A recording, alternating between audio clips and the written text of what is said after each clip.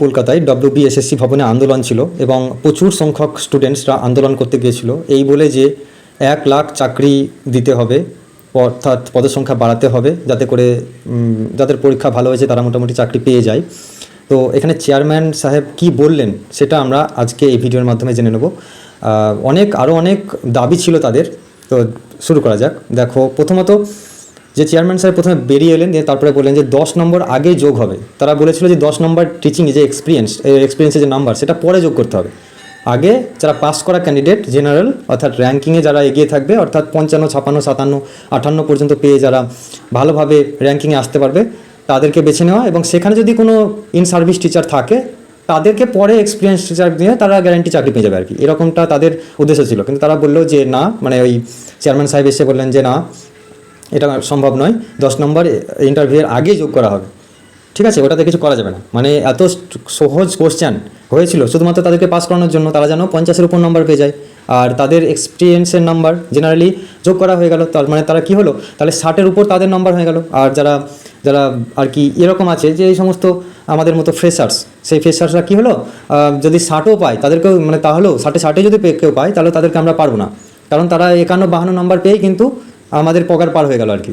ঠিক আছে, তো এরপরে কি হলো, দ্বিতীয়ত শুধু 2016 সালে যে ইন সার্ভিসটা পাবেন এই নাম্বার টিচিং এক্সপিরিয়েন্স তা নয়, para teacher, KVS teacher, Navodaya বিদ্যালয়ের শিক্ষক সবাই কিন্তু পাবে।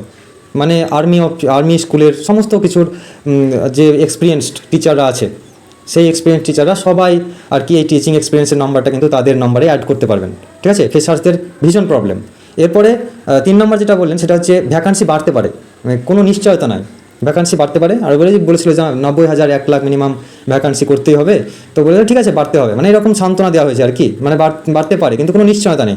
নেক্সট আমরা দেখতে পাই যে চতুর্থ যে ব্যাপারটা সেটা হচ্ছে কন্ট্রাকচুয়ালরা, মানে যারা এই কম্পিউটারের যে কাজ করে অথবা যারা কন্ট্রাকচুয়াল কাজ করে, প্যারা টিচার যারা নয়, তারাও নাকি ওই 10 নম্বর পাবে। স্কুলে কাজ করে বলে তারাও নাকি 10 নম্বর পাবে, তারাও আবেদন করেছে এই ব্যাপারে। তো তাদেরটাও ভেবে দেখছে আমাদের চেয়ারম্যান সাহেব। নেক্সট চেয়ারম্যানের সাহেবের যে বক্তব্য সেখানে আমরা দেখতে পেলাম যে আমি ভ্যাকান্সি বা নিয়োগ সংক্রান্ত কোনো আইনে হস্তক্ষেপ করতে পারবো না। পরামর্শ দিলেন শিক্ষা সচিব বা মুখ্য সচিবের কাছে যান। ঠিক আছে, চেয়ারম্যান সাহেব এটাও কিন্তু বলে দিলেন মুখ্য সচিবের কাছে যান আপনারা, আমি কিছু হস্তক্ষেপ করতে পারবো না। এরপরে যে ব্যাপারটা হচ্ছে মূল বিষয় সেটা হচ্ছে এক্সপিরিয়েন্স নম্বর শুধু 2016 ইন সার্ভিসদের জন্য নয়, সবাই পাচ্ছে। এর মানে হচ্ছে কারা পাচ্ছে, আর্মি স্কুল, এনভিএস এবং কেভিএস, ইংলিশ মিডিয়াম স্কুল এর যে টিচাররা সবাই কিন্তু এটা যোগ করতে পারবেন, এক্সপিরিয়েন্স নম্বরটা পাবে। রাজ্য সরকারি কর্মচারী, প্যারা টিচার, এমনকি 2011 সালের শিক্ষকরাও পাবে। তাহলে সমীকরণ কি দাঁড়াচ্ছে, সমীকরণ যেটা দাঁড়াচ্ছে সেটা হচ্ছে যদি ভ্যাকান্সি 35,000 প্লাস হয়, বা যেমনটা বলেছে যদি এরকমটা হয়, তাহলে অভিজ্ঞতার নম্বর থাকবে প্রায় 40,000 প্রার্থীর কাছে। 40,000 প্রার্থী প্রায় অভিজ্ঞতার নম্বরের ভিত্তিতে তারা কিন্তু চাকরি পাবে। ফ্রেশার্সরা একটাও চাকরি পাবে না এরকমটা। ফলে 60 যে পেলো সেটাও কিন্তু যথেষ্ট হবে না। 60 তোমাদেরকে 70 তুলতে হবে বা 75 তুলতে হবে, তবেই কিন্তু তুমি চাকরিটা পাবে। ঠিক আছে, এই হলো বাস্তবতা। ঠিক আছে, এই কোশ্চেন গেট থ্রো, ওয়াজ, ওয়ার কোনটা হবে, as well as soon as, এগুলো নিয়ে যখন ব্যস্ত তখন ব্যাপারটা এটা এইরকম। মানে এত খেটেও আমরা উপহাসের পাত্র হচ্ছি মাত্র, মানে আমরা নিজেদেরকে কত আর কি এরকম করব।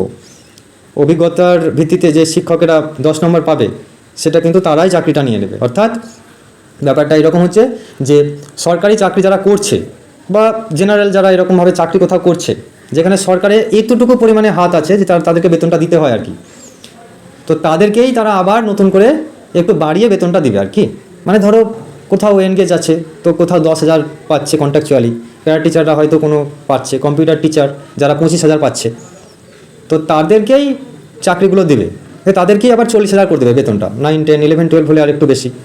অর্থাৎ বেতন পরিপূর্ণভাবে ফ্রেশার্সদের হাতে 40,000 টাকা দেওয়ার চাইতে, পরিপূর্ণভাবে 40,000, 45,000 একটা ফ্রেশার্সকে দেওয়ার চাইতে